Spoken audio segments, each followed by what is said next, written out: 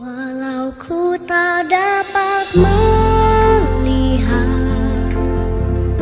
semua rencanamu, Tuhan, namun hatiku tetap memandang padamu. Kau tuntun langkahku.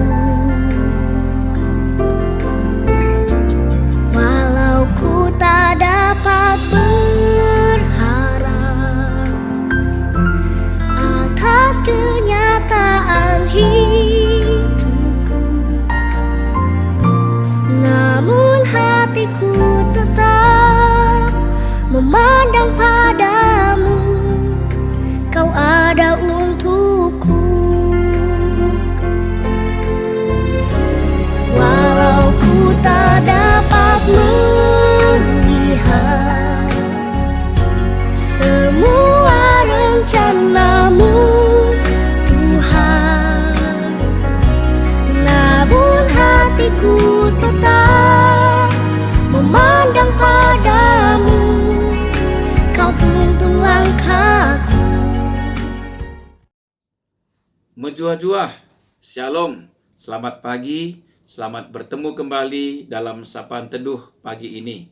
Sebelum kita membaca dan merenungkan firman Tuhan, marilah kita terlebih dahulu berdoa. Kita bersatu dalam doa. Bapa kami yang bertahta di dalam kerajaan sorga, terima kasih Tuhan atas kesempatan yang telah Engkau berikan kepada kami pada pagi hari ini. Semua karena anugerah dan cinta kasih Tuhan bagi kami. Pada saat ini kami telah siap untuk mendengarkan kebenaran firman-Mu. Kuasai kami dengan Roh Kudus-Mu, supaya kami sungguh-sungguh mengerti serta memahaminya. Mampukan kami juga ya Tuhan, di dalam melakukan firman-Mu, di tengah berbagai situasi yang Tuhan izinkan untuk kami lewati. Berkati hamba-Mu yang Engkau pakai mewartakan firman-Mu. Tuhanlah yang berkata-kata melalui hamba-Mu ini.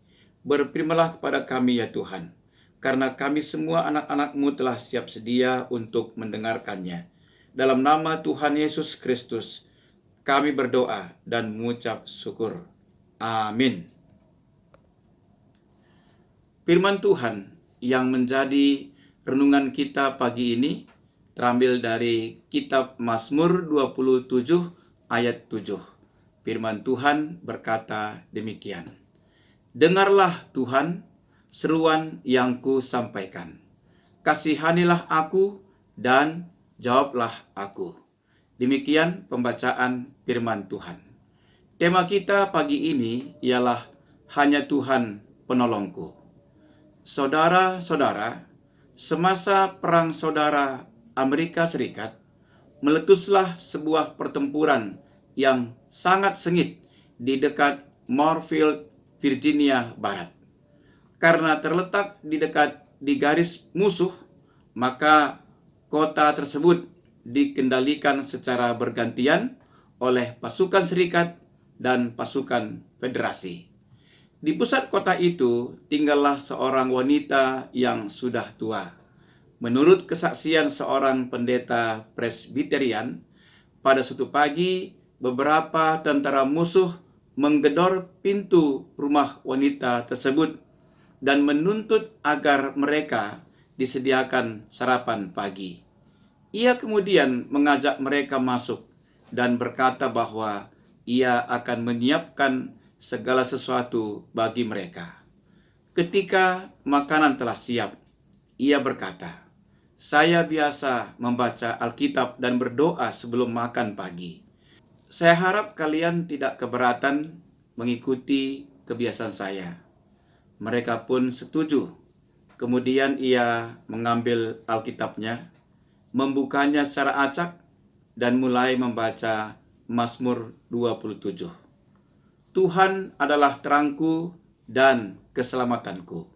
Kepada siapakah aku harus takut? Tuhan adalah benteng hidupku. Terhadap siapakah aku harus gemetar? Ia membacanya terus hingga ayat yang terakhir. Nantikanlah Tuhan, kuatkanlah dan teguhkanlah hatimu. Setelah selesai membaca, ia berkata, marilah kita berdoa. Ketika ia sedang berdoa, ia mendengar suara para tentara itu mondar-mandir di dalam ruangan rumahnya. Pada saat ia berkata amin dan mengangkat kepala, ternyata para tentara itu sudah pergi dari situ.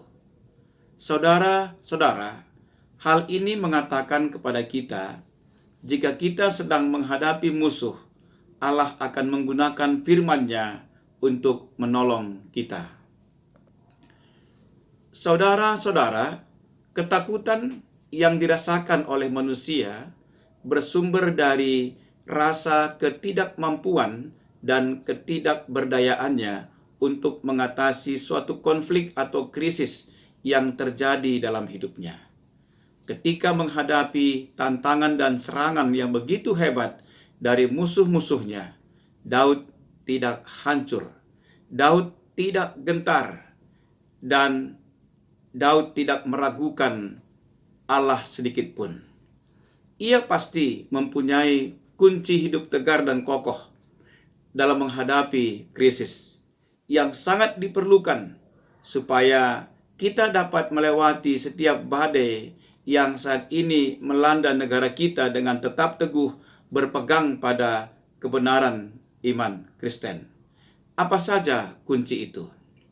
Daud tidak membiarkan pikiran dan hatinya dikuasai oleh krisis yang dihadapi sehingga hanya terpaku kepada krisis saja. Sebaliknya, ia tetap memfokuskan pikirannya kepada kebesaran dan siapakah Allah bagi dirinya. Kristen yang terpaku kepada permasalahan hidupnya cenderung membesar-besarkan masalah itu. Jika ia terfokus kepada Allah, maka masalah apapun akan terlihat kecil sehingga ia tidak akan gentar. Namun yang harus diingat adalah apa yang dilakukan Daud bukanlah seperti yang diajarkan oleh kekuatan berpikir positif dari gerakan zaman baru. Ketika Daud berhasil menghadapi dan mengatasi krisis yang terjadi, hal itu dikarenakan Allah secara pribadi yang bertindak. Tindakan Allah ini bukan didorong karena kekuatan pikiran Daud, namun karena hubungan pribadi yang indah antara Daud dengan Allah. Orang yang mempunyai hubungan yang indah dengan Allah adalah orang yang tinggal di rumah Allah. Akankah Allah diam saja ketika tamunya diganggu kenyamanan dan keamanannya? Kedekatan Daud dengan Allah tidak dicapai melalui aktivitas agama maupun aktivitas rohani yang bernuansa magic. Kedekatan itu dibina melalui kehidupan doa yang sehat, di mana ketergantungannya kepada Allah sangat diutamakan. Dalam zaman yang serba tidak pasti dan penuh ancaman ini, apakah yang menjadi andalan kita? Bersama pemazmur, mari kita nyatakan keyakinan bahwa Tuhan adalah persandaran yang teguh dan yang satu-satunya. Keyakinan demikian akan memberanikan kita untuk datang dan memohon pertolongannya. Pikiran yang terfokus kepada Allah dan membina hubungannya dekat dengannya melalui doa membuat Daud optimis menjalani kehidupannya walaupun situasi dan kondisi tidak mendukung pada waktu itu. Pemazmur mempercayakan hidupnya ke tangan Tuhan yang diyakininya sebagai perlindungan sejati. Hadirat Tuhan adalah tempat perlindungan yang paling aman bagi Daud. Bila Tuhan yang melindungi, siapakah musuh yang dapat mengganggu? Saudara-saudara, sewaktu-waktu kerusuhan dapat menimpa kita. Menimpa kita, membuat kita menderita. Bahkan ada wabah penyakit, malapetaka, kemiskinan menyerbu tanpa dapat kita elakkan. Saat itu, kita tidak dapat lari berlindung kepada siapapun atau ke tempat manapun yang aman, kecuali hanya kepada Tuhan dan tempat kudusnya. Di sisi lain, ketakutan apa yang membayangi hidup saudara saat ini? Apakah saudara takut tentang masa depan yang suram? Takut karir tidak bisa naik? Takut karena usaha gagal? Takut terhadap kondisi sosial, politik, dan ekonomi yang tidak stabil? Lakukan dua hal seperti yang dilakukan oleh Daud. Pertama, fokus kepada Allah. Yang kedua, bangun hubungan yang dekat dengannya melalui doa. Hanya Tuhan penolong kita. Tuhan Yesus memberkati kita semua. Amin. Mari kita bersatu dalam doa. Kita berdoa. Bapa kami yang bertahta di dalam kerajaan surga, kembali kami bersyukur kepadamu ya Tuhan. Firman-Mu telah Engkau nyatakan kepada kami.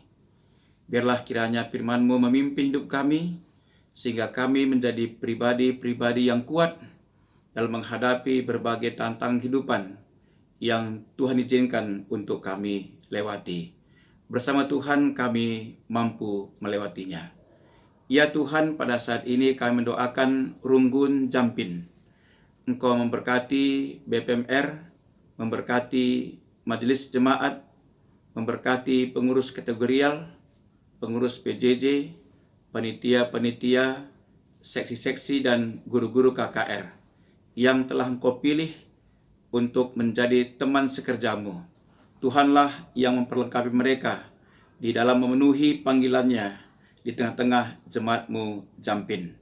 Tuhan juga berkati seluruh anggota jemaat supaya mereka tetap bersemangat dalam rangka mengikuti seluruh rangkaian kegiatan yang diselenggarakan tengah-tengah gerejamu.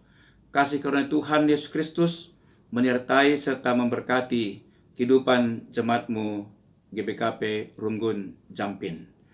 Ya Bapa, kami serahkan hidup kami sepanjang hari ini ke dalam tangan pengasihan Tuhan. Biarlah Roh-Mu senantiasa menyertai kami. Inilah doa kami yang tidak sempurna ini, Tuhan yang menyempurnakannya. Karena kami datang dalam satu nama, Yesus Kristus Tuhan kami. Marilah kita bersama-sama berdoa seperti yang diajarkan oleh Tuhan Yesus. Kita berdoa bersama-sama. Bapa kami yang di sorga, dikuduskanlah nama-Mu. Datanglah kerajaan-Mu, jadilah kehendak-Mu di bumi seperti di sorga. Berikanlah kami pada hari ini makanan kami yang secukupnya, dan ampunilah kami akan kesalahan kami, seperti kami juga mengampuni orang yang bersalah kepada kami. Dan janganlah membawa kami ke dalam pencobaan, tetapi lepaskanlah kami daripada yang jahat. Karena Engkaulah yang punya kerajaan, dan kuasa dan kemuliaan sampai selama-lamanya. Amin. Demikian sapaan teduh kita pagi ini. Selamat beraktivitas. Tuhan Yesus memberkati.